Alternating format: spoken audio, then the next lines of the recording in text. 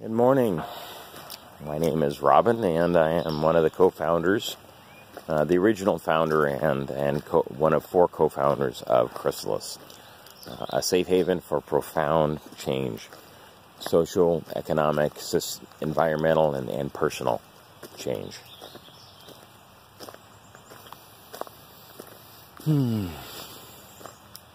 Made several videos today, so my attire may look familiar. My demeanor may be familiar. The setting may be familiar.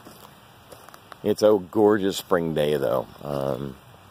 Their flowers are blooming. The birds are out. It's, at the moment, overcast. And I'm walking through an arboretum in Dallas, Oregon. Wooded,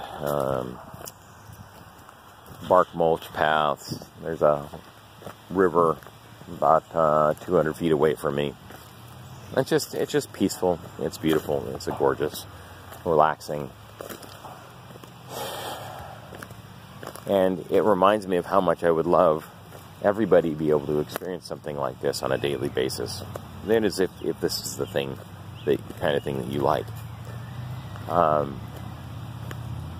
Chrysalis is about creating intentional communities, ones that are co-owned and surround a co-op business model of some sort. Maybe manufacturing, maybe customer service, call center, a hospital, a prison, any business opportunity which has the potential to employ 100 or 150 or 200 people, potentially smaller than that.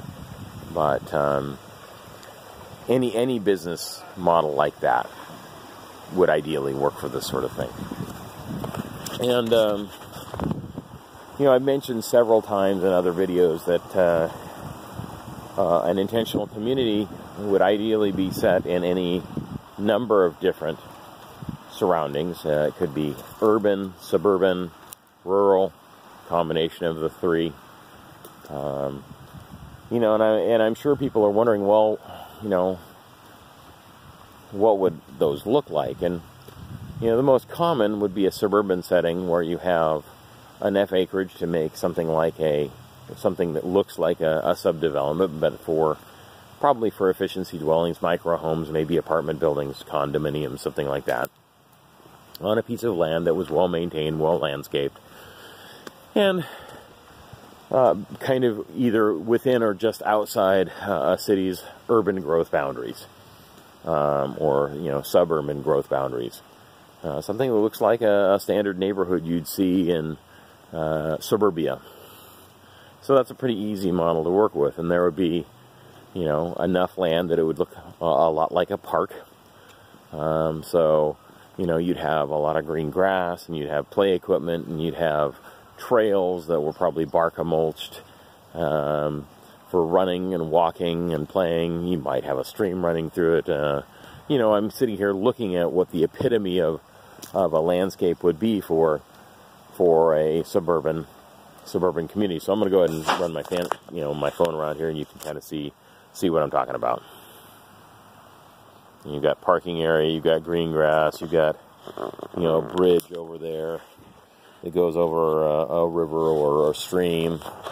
In this case, this park has a frisbee golf course on it, so that could be something that's incorporated into a standard community.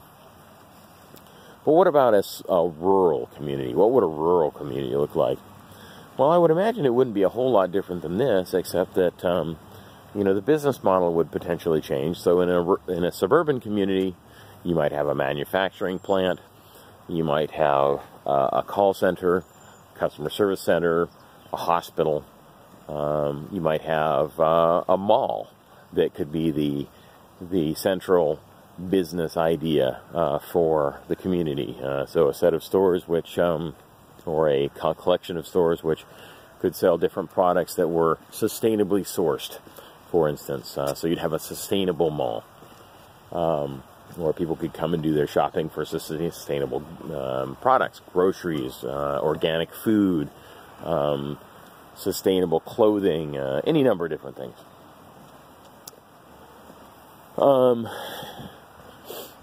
In a rural setting, though, I would imagine based upon the type of land available and the typical style of commerce out in rural America, I would guess that agriculture would be pretty prevalent. So you could do industrial work, manufacturing plant work, but there would also be the opportunity to create a multifaceted organic farm,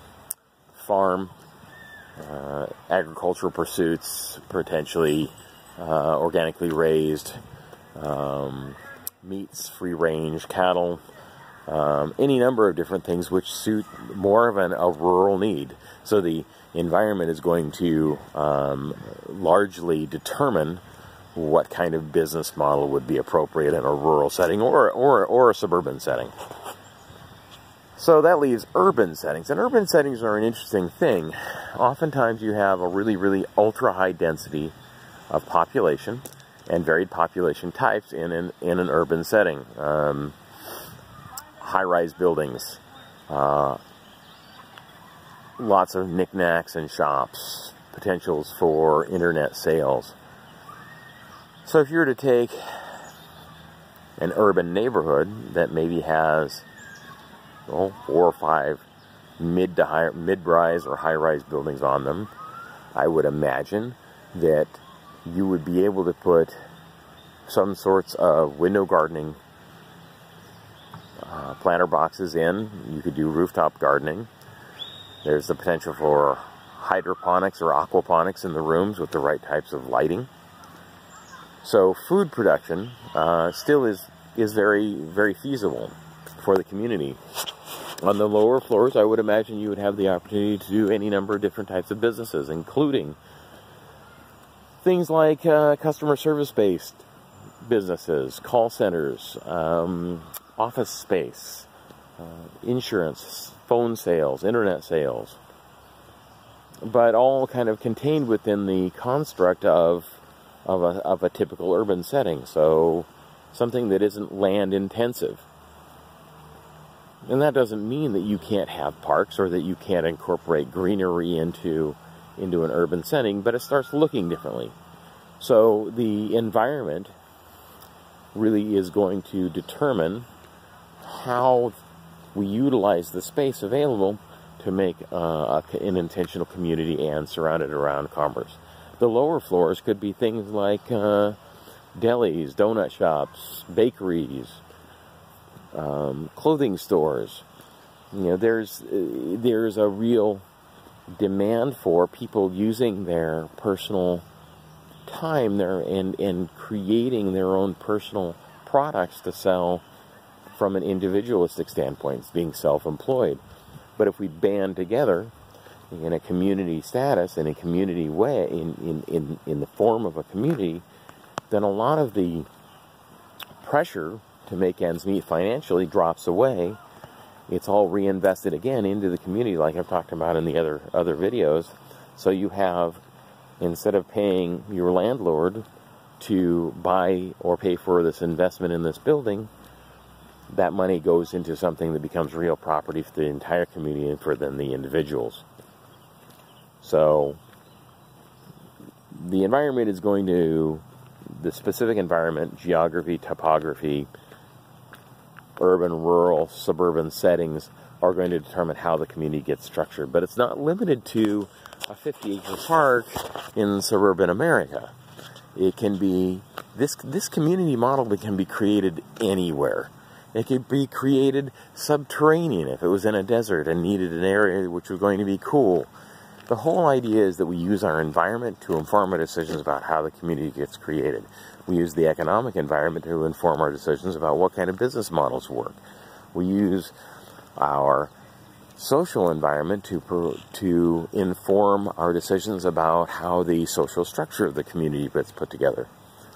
But we use all of this information, all of these environmental factors to put these communities together. So I hope that helps you understand a little bit better about what the differences might be between a rural, suburban, and urban Chrysalis community might look like.